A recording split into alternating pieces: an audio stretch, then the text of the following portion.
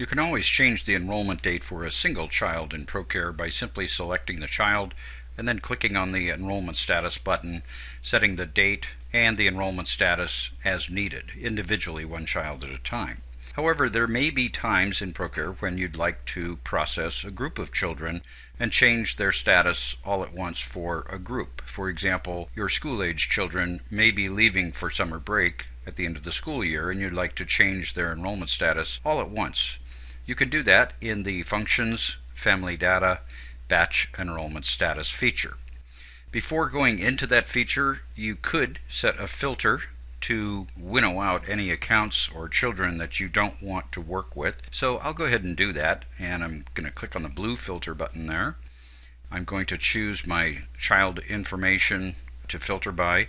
I want to choose two classrooms, my kindergarten and my school-age classroom. So I'll check both of those, click exit, and now I'm working with just those families and just those children. Now when I go into Functions, Family Data, Batch Enrollment Status, I'm only going to see children whose classroom is either kindergarten or school age.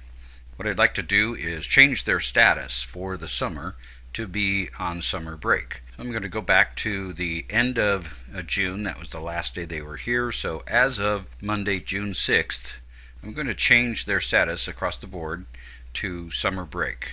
When I click the Apply to All, it'll fill in that information for every child selected on this screen. Individually, I can override these dates. If I know a child is going to be with me for, say, another week, I could change his enrollment status to summer break a week later or something like that. Also, I could change the status too. I could make them withdrawn if they're leaving for good, whatever I'd like to do here. So you can manage it individually, one child at a time on this screen, or allow the defaults that you put up at the top to apply to all.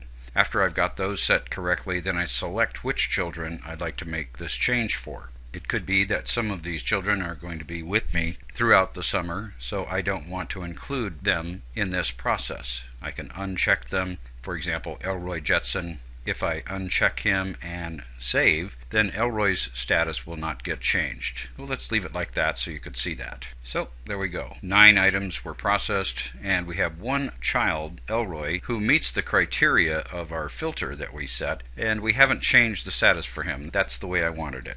Let's go look at Elroy, and you can see Elroy's status did not change. He is still enrolled. All of the other children, for example, my school-age room here for Judy Jetson, her status changed to summer break. We can see that reflected in her individual enrollment screen. And that's how you can use the batch enrollment status feature in Family Data's Functions.